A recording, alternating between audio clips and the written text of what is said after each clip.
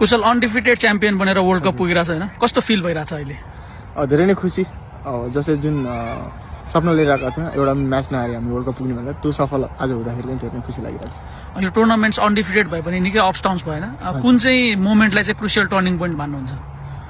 सबै म्याचेसहरू नै क्रुसियल नै थियो होइन हाम्रो लागि चाहिँ होइन। लिगको म्याचेसहरू पनि क्रुसियल थियो, सुपर 6 को म्याच पनि क्रुसियल थियो होइन। अब एउटा म्याच भन्नुपर्दा अब एउटा म्याच नै दुईवटा म्याच छ होइन, जुन लास्ट ओभर दिप्पीले गर्यो र लास्ट ओभर सेन्डीले गर्यो, त्यो दुईवटा म्याच नै धेरै क्रुसियल थियो।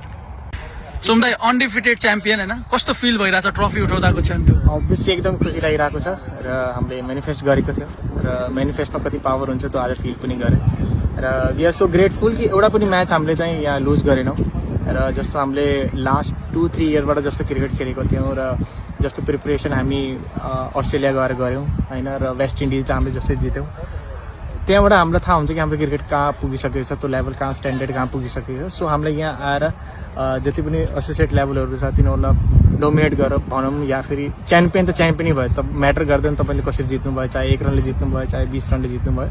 So yes we are very confident र मलाई लाग्छ हामी वर्ल्ड कपमा पनि राम्रो गर्नेछौँ।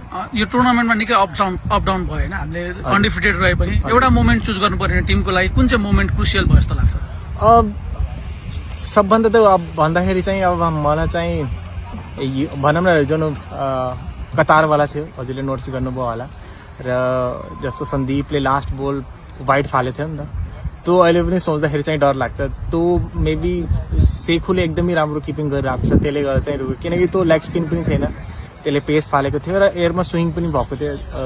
जसरी आसिफले इजिली क्याप्ट गर्यो त्यो चाहिँ कहीँ न कहीँ एकदमै इम्पोर्टेन्ट थियो, किनकि मलाई थाहा थियो त्यो त्यहाँ मिस हुँदा बित्तिकै चाहिँ पन्जा हुन्थ्यो कि, अनि 5 आउँदा बित्तिकै चाहिँ म्याच टाई हुन सक्थ्यो। सो मलाई चाहिँ त्यो मोमेन्ट एकदमै सोच्दाखेरि पनि हल्का लाग्छ।